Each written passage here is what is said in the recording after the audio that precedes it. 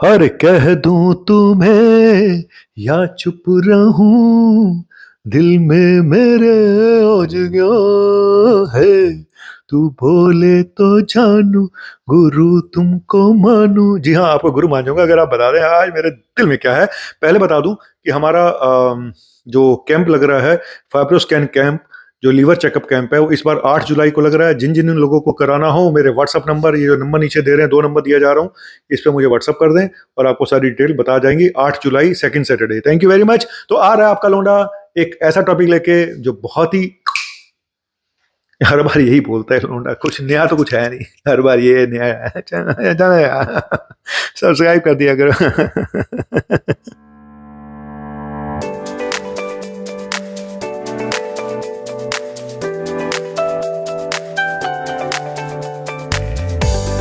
हाय, केम छो, मजा में छो। आपका अपना डॉक्टर नवनीत कालरा, बंदा परवर, थाम लो जिगर, क्योंकि आज का टॉपिक बहुत इंपॉर्टेंट है। आज का टॉपिक है कि सबसे ज्यादा जो बड़ी बीमारी है हमारे साथ है, वो है लाइफस्टाइल डिजीज, और उनमें भी सबसे ज्यादा जरूरी, सबसे बड़ी जो हार्ट प्रॉब्लम्स, और हार्ट प्रॉब्लम का सबसे बड़ा रिस्क फैक्टर होता है कोलेस्ट्रॉल, हाई कोलेस्ट्रॉल। और उसके लिए दी जाती है क्या, नंबर 1 मेडिसिन स्टेटिन।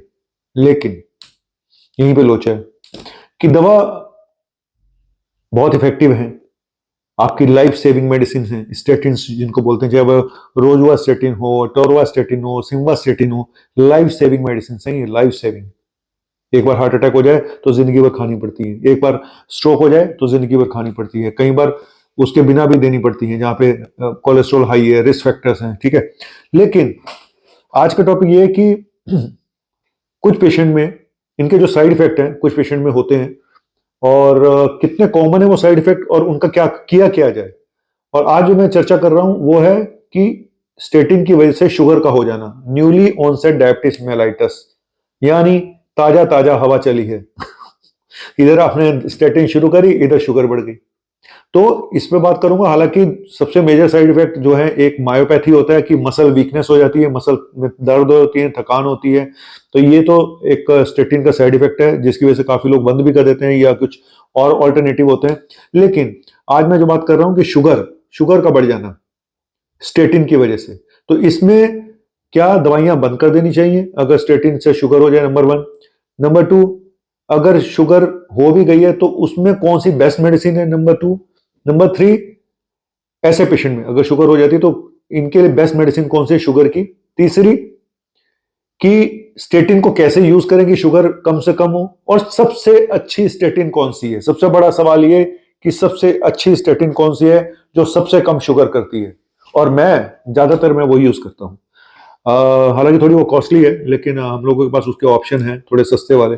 चलिए बात करता हूं न्यूली ऑनसेट डायबिटीज मेलाइटस, यानी ताजा ताजा हवा चली, ताजा ताजा बीमारी हुई, ताजा ताजा आपने स्टेटिन शुरू करी और करते ही पेशेंट को शुगर बढ़ गई।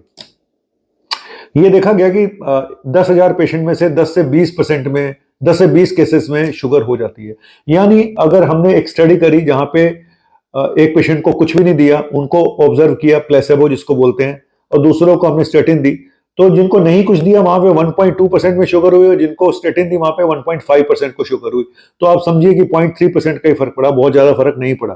तो हालांकि शुगर होती है लेकिन बहुत कॉमन नहीं है, ठीक है। 1.5% वर्सेस 1.3%, 1.3% मतलब प्लेसेबो में भी हो जाती है, क्योंकि शुगर इसलिए भी हो जाती है कि ऑलरेडी मोटापा भी होता है इन लोगों में हार्ट प्रॉब्लम अगर है तो मोटापा भी होता है, बीपी भी होता है, सारा मेटाबॉलिक सिंड्रोम डेवलप हो चुका होता है, जिसकी वजह से शुगर होने के चांसेस तो पहले से ही रहते हैं, और कहीं को तो पहले से ही होती है। चलिए ये भी बात हो गई। ये जो शुगर हो जाती है स्टेटिन खाने के बाद, ये डिपेंड करता है कि आप कितनी डोज में स्टेटिन ले रहे हो, इस पर भी बहुत डिपेंड करता है, और कौन सी ले रहे हो, कितनी डोज ले रहे हो। जितनी ज्यादा हाई डोज आप ले रहे हो जितने लंबे समय से, उतना ज्यादा चांसेस हैं शुगर होने के। फिर भी बोलूंगा बहुत कम लोगों में होती है, लेकिन डोज से रिलेशन है, ठीक है। जितनी हाई डोज दोगे उतना ज्यादा चांसेस हैं शुगर होने के। और मैं यही बोलूंगा कि जब भी आप स्टेटिन शुरू करें, एक बार पेशेंट का HbA1c भी करा के देख लें।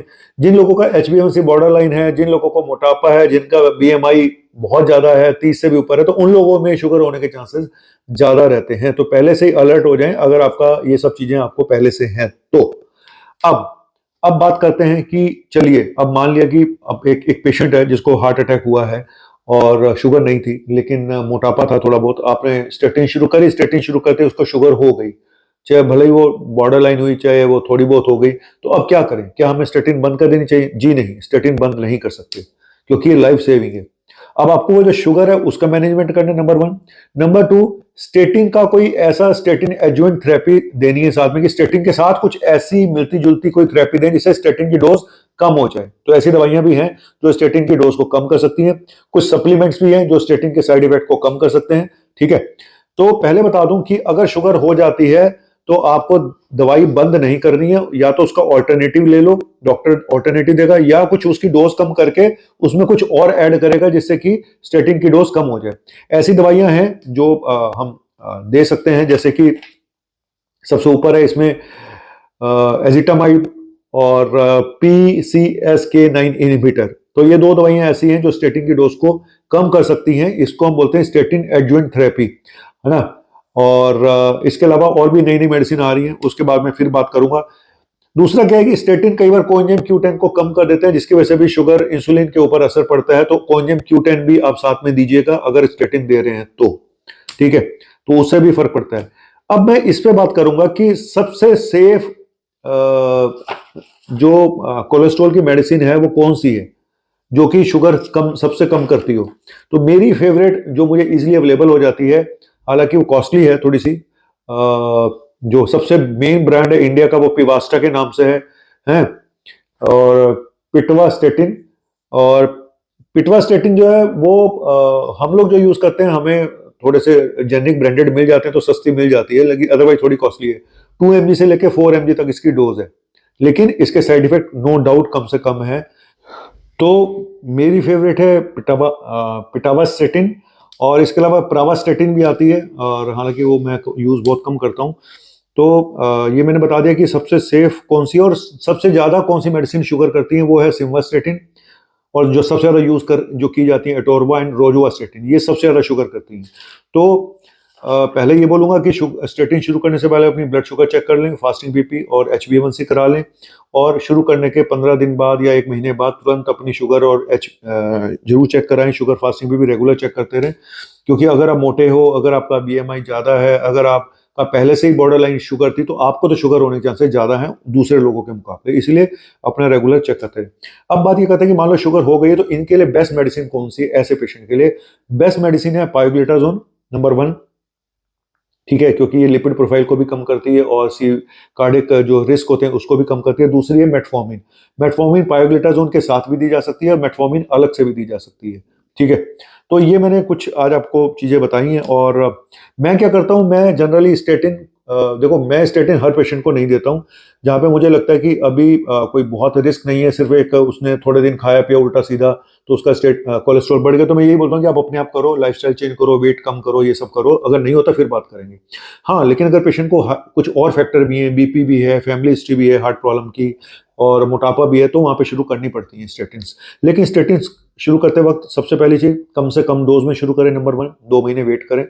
तीसरा, स्टेटिन एडजुवेंट थेरेपी जरूर दें साथ में, कि अगर आप चाहते हो कि डोज कम से कम रहे, जिसमें मैंने अभी आपको बताया कि कुछ दवाइयां हैं जो साथ में दे सकते हैं। इसके अलावा सप्लीमेंट्स है, कोएंजाइम Q10 है, ओमेगा 3 फैटी एसिड्स हैं, तो ये भी साथ में जरूर दें। कोएंजाइम Q10 तो बहुत ही इंपॉर्टेंट मेडिसिन है जो लोग स्टेटिन ले रहे हैं, क्योंकि स्टेटिन के बाद जो मसल पेन होती है, मायोपैथी, उनमें भी कोएंजाइम Q10 बहुत अच्छा असर करता है, क्योंकि स्टेटिन कोएंजाइम Q10 के लेवल को कम कर देती है। तो ये मैंने एक छोटा सा टॉपिक आज छाटा है, लेकिन ये बात भी सच है कि बहुत ज्यादा लोगों में शुगर नहीं होती है। जैसा अगर आप सोचेंगे मैं स्टेटिन खा रहा हूं तो मुझे शुगर हो ही जाएगी, ऐसा नहीं है। तो मैंने बता दिया कौन कौन से रिस्क फैक्टर हैं, किन लोगों को होने का चांसेस ज्यादा है। तो चलिए, आज मैंने बहुत सीरियस होकर टॉपिक बनाया ना, मैंने आपको अपना स्टेथोस्कोप दिखाया, क्योंकि इसके बिना मैं डॉक्टर लगता नहीं हूँ। ऐसी टी-शर्टें पहन के मैं आता हूँ जहां से मैं डॉक्टर बिल्कुल भी नहीं लगता हूँ, और ना ही मैं लगना चाहता हूँ। आप उनका नॉलेज, आप उनका दिल, बस यही डॉक्टर है, ठीक है। तो चलिए, थैंक यू वेरी मच। और इसी तरह से सफर कट जाएगा जैसे कटता गया है पिछले कोविड काल से, आप मुझे देखते आ रहे हो। फिर बता दूं, हमारा जो इस बार का फाइब्रोस्कैन कैंप है वो लग रहा है 8 जुलाई को, मॉर्निंग और इवनिंग दोनों में। तो जिन लोगों को भी फाइब्रोस्कैन के बारे में, जो लीवर चेकअप कैंप है उसके बारे में जानना चाहते हो, मेरे व्हाट्सएप पे मैसेज कर दें। Thank you very much. आपका अपना मुन्ना भाई MBBS। तो क्या? एक रास्ता है जिंदगी जो थम गए वो कुछ नहीं। जी हाँ, एक रास्ता है जिंदगी जो थम गए वो कुछ नहीं। जिंदगी लाइफ में कुछ प्रॉब्लम आती रहेंगी, मेरी प्रॉब्लम भी चलती रहती है, पर्सनल प्रॉब्लम, प्रोफेशनल प्रॉब्लम, लेकिन मुझे लगता है कि लाइफ में जो काम पकड़ रखे हैं उनको तो करना बहुत जरूरी है, चाहे आप खुश हों चाहे आप दुखी हों। तो show must go on, show चलता रहेगा, मैं आता रहूंगा। Thank you very much. और सब्सक्राइब करिएगा, शेयर करिएगा अगर आपको अच्छा लगे तो, नहीं तो मत करिएगा। बाय।